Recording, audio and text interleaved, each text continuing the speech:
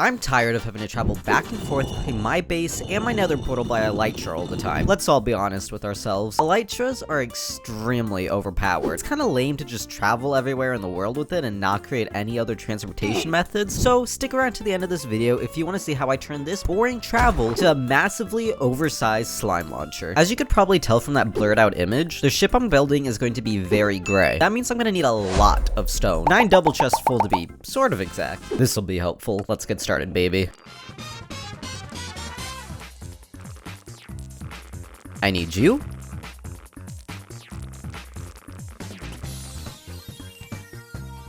Yep, give me that.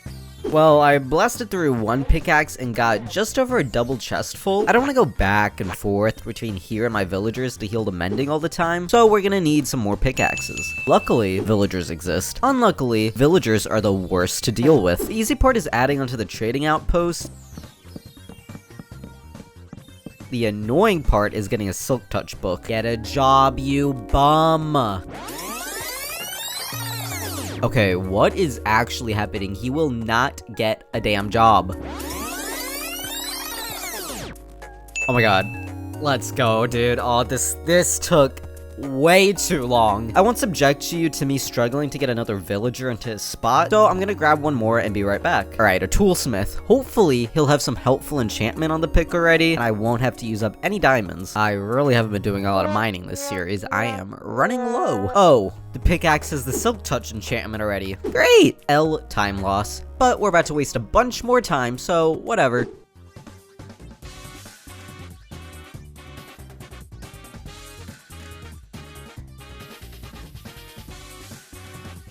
Alright, so I finished up the mining. I got all these shulker boxes here filled with stone. And a couple chests. Still got some in it, but you know, that's a problem for later. Here is the damage of 9 chests worth of stone. And because I can't stay in one place, there's a little more over here too. Just made my own cave system down here manually type of vibe. I'm gonna need a lot of dye for my concrete, so I'm just gonna have to be a little flower picker for a while. Really could use a farm for this, huh? Okay, collecting cacti is actually really inefficient. Really could use a farm for this, huh? I'm just gonna set up a small one real quick.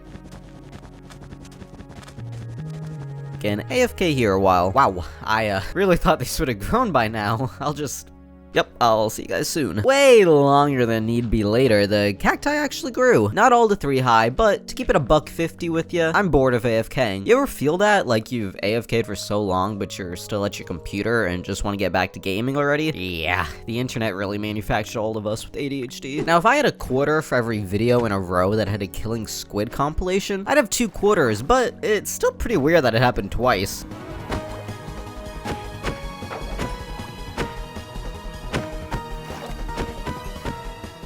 I headed over to my sheep farm and tried to dye a couple of the guys black. Emphasis on tried, because these 2 dudes would not eat more grass. They're just living that naked lifestyle, and I have to respect that. If you think there's gonna be a clip of me eventually dyeing them, you're wrong. It genuinely took so long, I couldn't be bothered recording it anymore, and just did it off camera.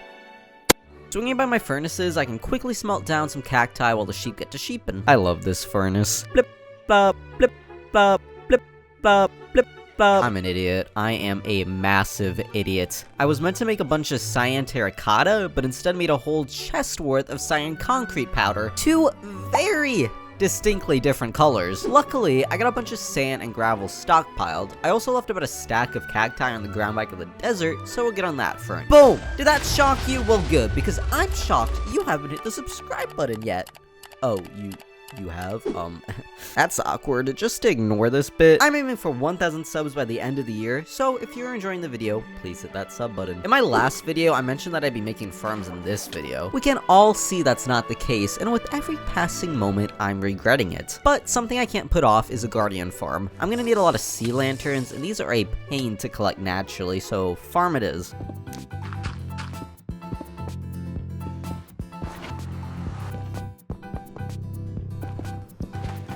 I'm pleased to see the guardian farms are actually pretty small these days. I remember when I had to clear out the ocean with sponges in my other world a while ago. Awful process. And the worst part is that the farm is way more effective. Look at all this loot, baby! Link to the farm in the description. But I must say, building this farm was scary. I almost died.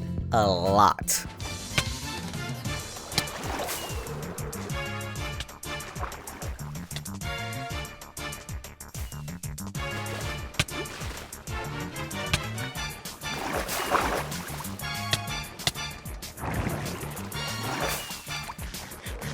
Another farm that is a lot smaller than I thought it'd be, and I wish I just looked up for my last video, is a concrete farm. Let me tell you, stacking to build limit and then mining out the blocks takes a lot of time. This takes a lot less time. I went ahead and loaded all the shortles, still can't say that word, with the concrete powder I'll need. It drops down to you in the dispenser and you can break away. Okay, it doesn't work when the dispensers have different colors. It messes up what gets dropped, meaning your offhand doesn't actually fill up. Live and you learn. Materials gathered up, it is time to get building this thing. You know what that means. Cue the time lapse.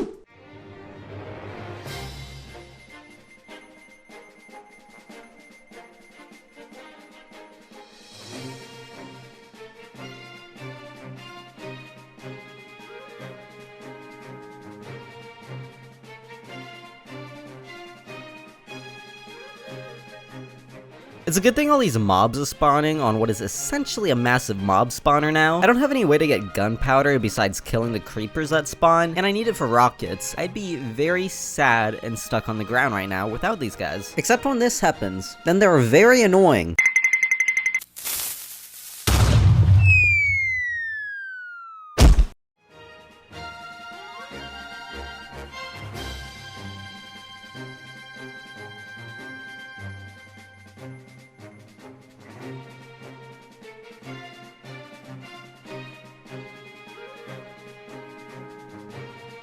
Now that the whole top is done, I'm gonna move on to the bottom. You don't need to watch me just place thousands of stone though, so I'll go ahead and skip this part. Building it went a little like this. If you have a keen eye, you may have noticed that the way I was placing those blocks and those clips is not actually possible. To be completely transparent with you guys, I'm using Litomatica's easy place mode to build this thing. Basically, I just hold right click and can almost like paint on the blocks. I didn't think about the fact that this is going to create a massive shadow down there, meaning a buttload of mobs are gonna be right outside my base at all times. Oopsies. I'm also thinking I might make the inside of the ship a storage area in the future, so I'm just gonna add on a cute little landing pad so I can fly inside. Now that that's done, let's check out the finished product.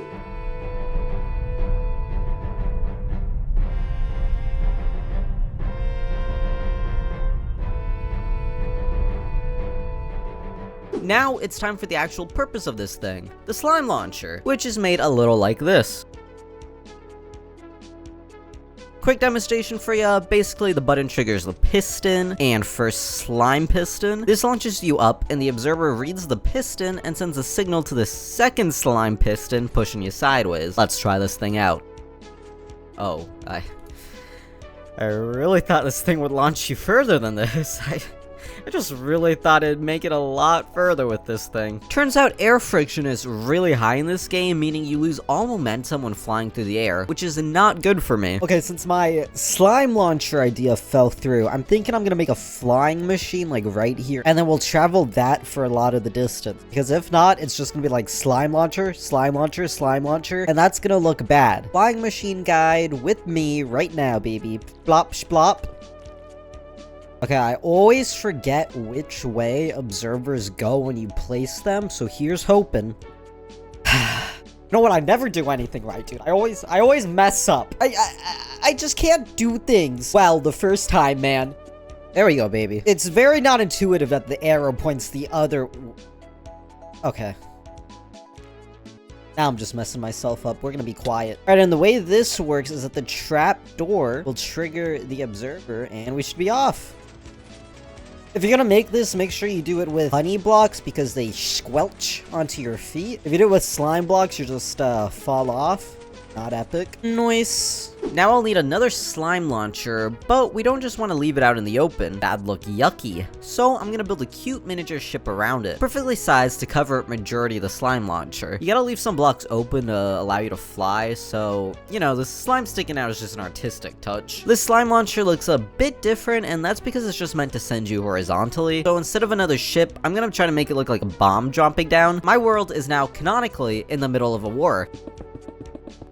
With those two done, I can now launch myself all the way into the bottom of the drink. Transportation is a lot harder than I thought it was gonna be. This must be why the US public transport system is so terrible. But instead of another slime launcher or flying machine, I'm gonna add something a bit more goofy. A dolphin. These guys make you swim super fast, which is actually making it pretty annoying to grab the dolphin with the lead, but whatever. So they technically count as a transportation method in Minecraft. They have to stay in water, so moving them around the world sucks, but I should be able to to just fly him out like this. Yep, we're good so far. And he's gone.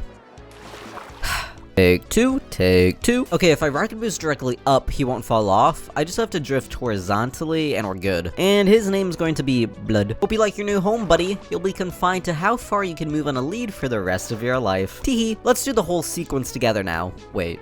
Blood disappeared. How is that even possible? Okay, I decked out his home a little more. Maybe he was offended that I just tied him up to a fence before. Now, let's do the whole sequence. All right, first launch up to the flying machine. Good, good. Yeah, baby, now I'm living the good life. Second slime machine.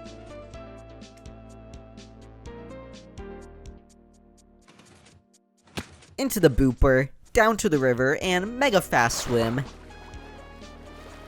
Hell yeah, baby, here we are. Also, side note, I had to add a bunch of light sources in my village so mobs would— Ow! What is hitting me? Oh, great. In my demonstration of how I added lights so that a mob couldn't spawn, a spider jockey climbed my fence. Anyways, lamppost, bush lights. This is great. Just don't look over the fence. I think I'm gonna add some like haunted forest path with lanterns and such in the future, aka another project to add to the list that I won't do for a while. And that's it, we're done, boys. Oh, how do I get up to the ship? With my elytra, of course.